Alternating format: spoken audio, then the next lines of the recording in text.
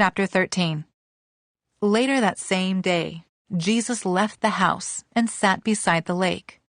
A large crowd soon gathered around him, so he got into a boat. Then he sat there and taught as the people stood on the shore. He told many stories in the form of parables, such as this one. Listen, a farmer went out to plant some seeds. As he scattered them across his field, some seeds fell on a footpath, and the birds came and ate them. Other seeds fell on shallow soil with underlying rock. The seeds sprouted quickly because the soil was shallow. But the plants soon wilted under the hot sun, and since they didn't have deep roots, they died. Other seeds fell among thorns that grew up and choked out the tender plants.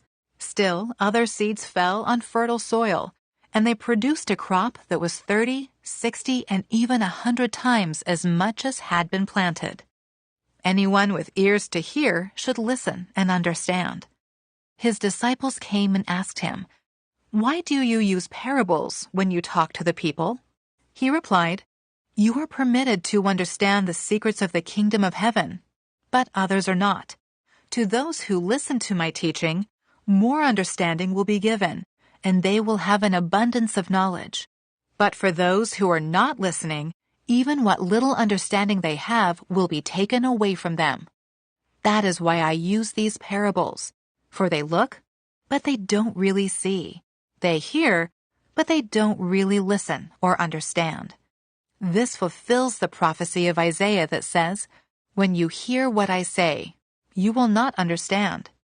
When you see what I do, you will not comprehend.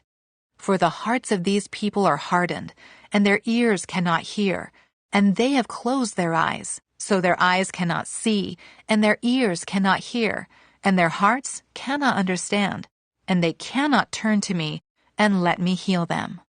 But blessed are your eyes, because they see, and your ears, because they hear. I tell you the truth, many prophets and righteous people longed to see what you see, but they didn't see it. And they longed to hear what you hear, but they didn't hear it." Now listen to the explanation of the parable about the farmer planting seeds. The seed that fell on the footpath represents those who hear the message about the kingdom and don't understand it. Then the evil one comes and snatches away the seed that was planted in their hearts. The seed on the rocky soil represents those who hear the message and immediately receive it with joy. But since they don't have deep roots, they don't last long. They fall away as soon as they have problems or are persecuted for believing God's word. The seed that fell among the thorns represents those who hear God's word, but all too quickly the message is crowded out by the worries of this life and the lure of wealth, so no fruit is produced.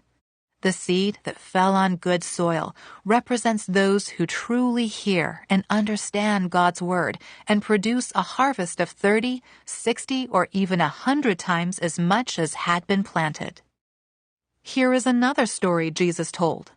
The kingdom of heaven is like a farmer who planted good seed in his field. But that night, as the workers slept, his enemy came and planted weeds among the wheat, then slipped away. When the crop began to grow and produce grain, the weeds also grew. The farmer's workers went to him and said, "Sir, the field where you planted that good seed is full of weeds. Where did they come from?" "An enemy has done this," the farmer exclaimed. "Should we pull out the weeds?" they asked. "No," he replied. "You'll uproot the wheat if you do. Let both grow together until the harvest. Then I will tell the harvesters to sort out the weeds, tie them into bundles, and burn them, and to put the wheat in the barn." Here is another illustration Jesus used. The kingdom of heaven is like a mustard seed planted in a field. It is the smallest of all seeds, but it becomes the largest of garden plants. It grows into a tree, and birds come and make nests in its branches. Jesus also used this illustration.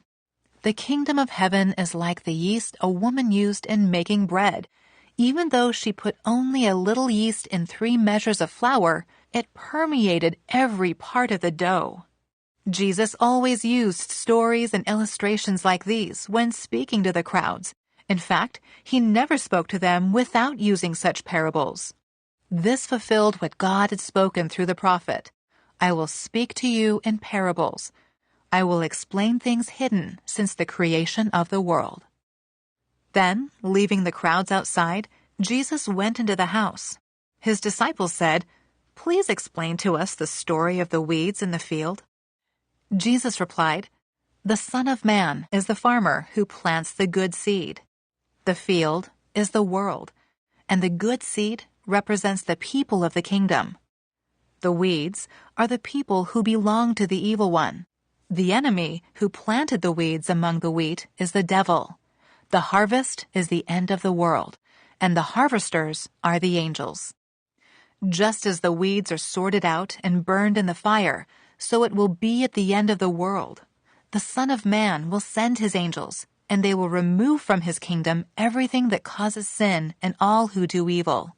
And the angels will throw them into the fiery furnace, where there will be weeping and gnashing of teeth. Then the righteous will shine like the sun in their Father's kingdom.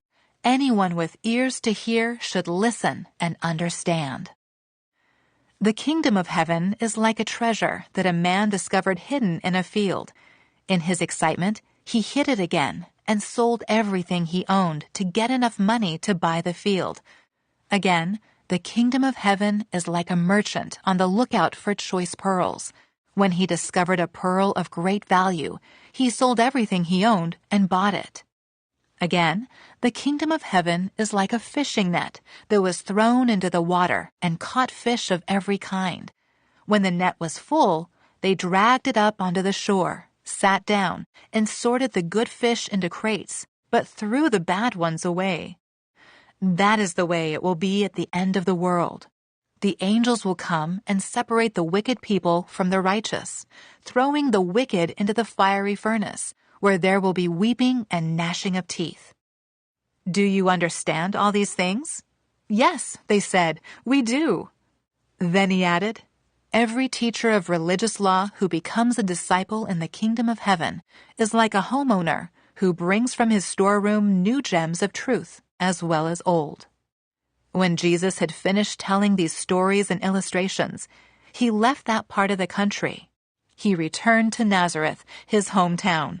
When he taught there in the synagogue, everyone was amazed and said, "Where does he get this wisdom and the power to do miracles?" Then they scoffed. "He's just the carpenter's son, and we know Mary, his mother, and his brothers James, Joseph, Simon, and Judas. All his sisters live right here among us. Where did he learn all these things?" And they were deeply offended and refused to believe in him. Then Jesus told them, "A prophet is honored everywhere except in his own hometown and among his own family." And so he did only a few miracles there because of their unbelief.